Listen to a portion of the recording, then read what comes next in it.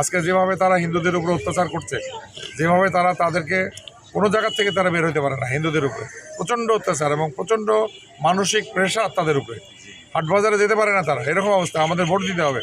আমার মিটিংয়ে আসলে তারা আগেই বাধা দিচ্ছে, ছেলেবেলেরা বাধা দিচ্ছে যে হিন্দুদের বলছে যে তোমাদের 12 তারিখের পরে তোমাদের কেটে ফেলবো। এটা তো নির্বাচন হলো না, এটা গায়ের জোর হলো। এই নির্বাচন সারা পৃথিবীর মধ্যে ক্রেডিবল ইলেকশন বলতে যা বোঝায় সেটা হবে না। সুতরাং আমি মনে করি এটাকে স্থগিত করা উচিত এবং তারা এটা বন্ধ করা উচিত তাদের। সম্মুখীন হচ্ছেন নাকি? অবশ্যই প্রথম থেকেই সমস্যার সম্মুখীন এবং এ ব্যাপারে নির্বাচন কমিশনের কোনো মাথা ব্যথা নেই এবং তারা তাদের মধ্যেই করে যাচ্ছে। তারা আমাদের কোনো জায়গাতেই কোনো পোস্টার, বিশেষ করে আমাদের যে কতগুলা ব্যানার আছে, ব্যানার পোস্টার কোনো জায়গাতেই তারা আমাদের কোনো পোস্টার রাখছে না। কারা করছে এটা আমরা জানি না, তবে কেউ না কেউ তো যারা নির্বাচনে অংশগ্রহণ করছেন ওনারাই কেউ করছে। তো এটা আমরা অনেক অভিযোগ দিয়েও কোনো লাভ হয় না এবং কোনো কিছুতেই কোনো কিছু লাভ হয় না। মানে জোর যার একটা মুল্লুক তার, এরকম একটা অবস্থার সৃষ্টি হয়েছে। আমাকে তারা প্রথমে আসতেই দিতে চায়নি, যারা তাদের বিরুদ্ধে কোনো ব্যবস্থা এখন পর্যন্ত নেওয়া হয়নি এবং একটার পর একটা তারা অরাজকতা করেই যাচ্ছে এবং হাতিমাথার মতো জায়গায় তারা দুই গ্রুপের সংঘর্ষ করে তারা অনেক মানুষের ক্ষতি করেছে। এই জন্য তো আমরা এই নির্বাচনটায় আসি নাই। আমরা আসছি একটা মানে সবার অংশগ্রহণে একটা সন্তোষজনক নির্বাচন হোক।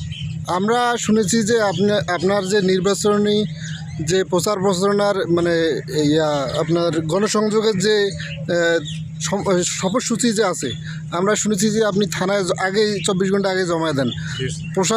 প্রশাসন এই বিষয়ে আপনাকে কতটুকু সহযোগিতা করছে? প্রশাসনের তো বলতে পুলিশ প্রশাসন, এখানে তো অ্যাডমিনিস্ট্রেশন বলতে যেটা কি বলে বিসিএসরা, এরা তো আসবে না, এটা তো করতে হবে পুলিশদের সেই সাহস এখন নেই যে দলগুলো মাঠে নির্বাচন করছেন তাদের সঙ্গে তাদের মানে প্রতিযোগিতা করার মতো শক্তি আছে কি না আমি সন্দিহান এখন, এবং নির্বাচনটাও সুষ্ঠু অবাধ হবে কি না আমি সন্দিহান। জনগণ শঙ্কার মধ্যে আছে। আমরা একটা মিটিং করতে গেলে জনগণ বলে যে আমরা আসবো না, আমরা ভোট দেবো আপনাকে। এই অবস্থার মধ্যে একটা ক্রেডিবিলিটি ইলেকশন কীভাবে আমরা আশা করতে পারি? এখন জনগণের উদ্দেশ্যে কী বলবেন? সাধারণ ভোটারের উদ্দেশ্যে? সাধারণ ভোটারদের উদ্দেশ্যে বলবো যে আপনারা নির্বিঘ্নে আপনাদের যে সিদ্ধান্ত এটা ব্যালটের মাধ্যমে আপনারা প্রচার করবেন। না করলে তারা আপনাদের ভোটটা দিয়ে নেবে। যদি আপনারা অংশগ্রহণ না করেন, ভোট দিতে না যান, তাহলে আপনাদের এই ভোটটা তারা দিয়ে দেবে।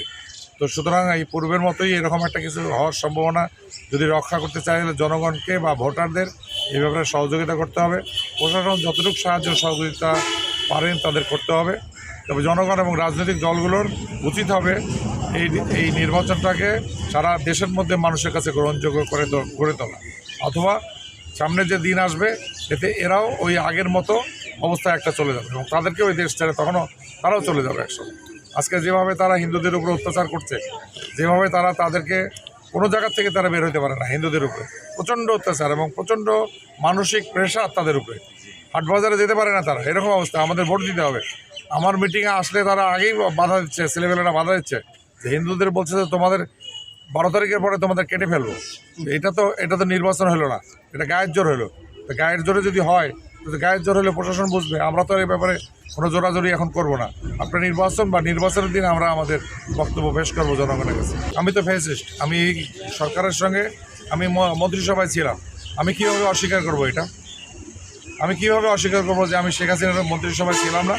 আমি ছিলাম। জিএম কাদের সাহেব ছিলেন, আরও অনেকেই ছিলেন, আরও অনেকে, আমাদের 6 জন মন্ত্রী মতো আমরা শেখ হাসিনার মন্ত্রিসভায় ছিলাম। তো আমাদের হোসেন মোহাম্মদ এরশাদকেও স্বৈরাচার বলেছে। তারপরে 5টি আসনে উনি জয়লাভ করেছে।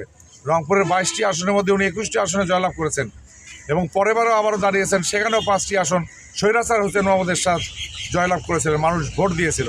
সুতরাং ভোট দিয়ে মানুষের প্রমাণ করা উচিত যে আমরা দোষর কিনা, আমরা কে, আমরা মানুষের জন্য খেদমত করি না, আমরা জনগণের জন্য আমাদের দরদ আছে কিনা, সেটা তারা দেখাক, সেটা তারা বলুক যে হ্যাঁ আমরা জনগণের ক্ষতি করছি। তারা এই যে 12 জন বা 20 জন ছেলের যে আহত হলো, কেন হলো এটা? কী কারণে?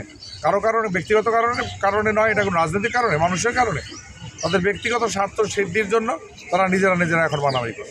সুতরাং এটার মধ্যে আমরা নাই। এই নির্বাচন সারা পৃথিবীর মধ্যে ক্রেডিবল ইলেকশন বলতে যা বোঝায় সেটা হবে না। সুতরাং আমি মনে করি এটাকে স্থগিত করা উচিত এবং তারা এটা বন্ধ করা উচিত তাদের।